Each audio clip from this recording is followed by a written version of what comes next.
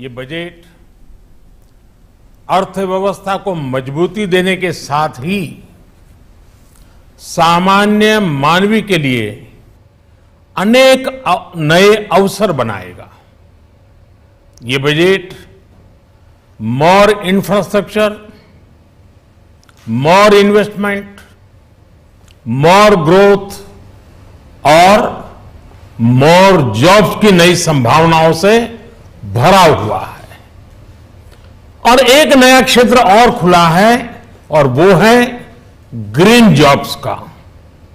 ये बजट तत्कालीन आवश्यकताओं का भी समाधान करता है और देश के युवाओं के उज्जवल भविष्य को भी सुनिश्चित करता है।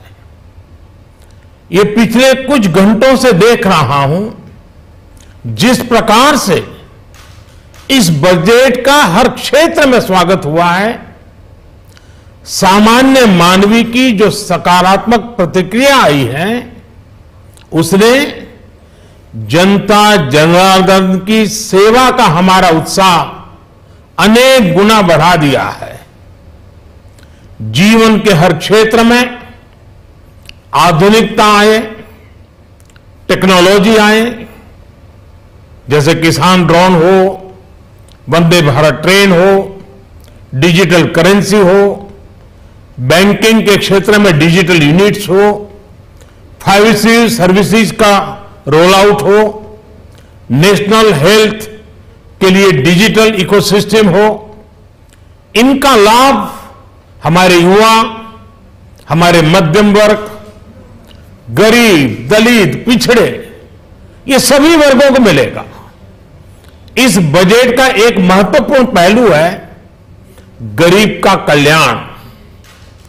हर गरीब के पास पक्का घर हो, नल से जल आता हो, उसके पास शौचालय हो, गैस की सुविधा हो, इन सभी पर विशेष ध्यान दिया गया है। इसके साथ ही आधुनिक इंटरनेट कनेक्टिविटी पर भी उतना ही जोर है। जो भारत के पहाड़ी क्षेत्र हैं, हिमालय का पूरा पट्टा, जहां जीवन आसान बने, वहां से पलायन ना हो, इसे ध्यान में रखते हुए भी नई घोषणा की गई है।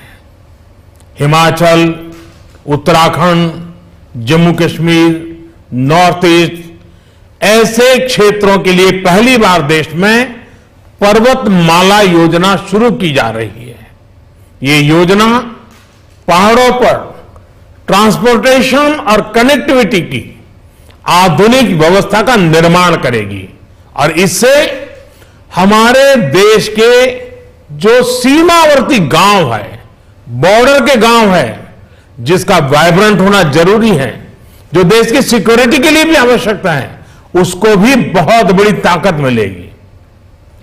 भारत के कोटि कोटि जनों की आस्था मां गंगा की सफाई के साथ साथ किसानों के कल्याण के लिए एक महत्वपूर्ण कदम उठाया गया है।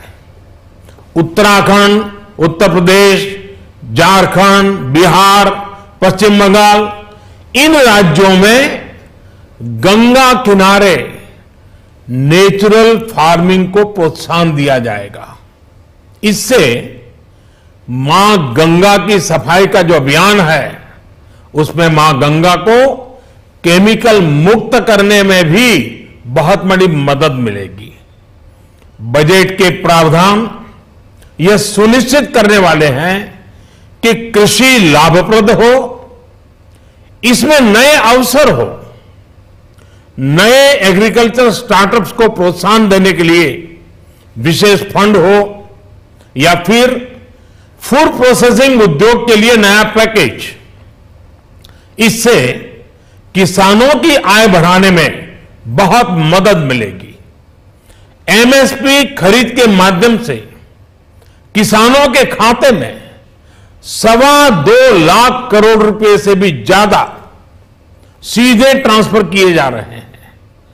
कोरोना काल में एमएसएमई यानी हमारे छोटे उद्योगों की मदद और उनकी सुरक्षा के लिए देश ने लगातार अनेक निर्णय लिए थे, अनेक प्रकार की मदद पहुंचाई थी।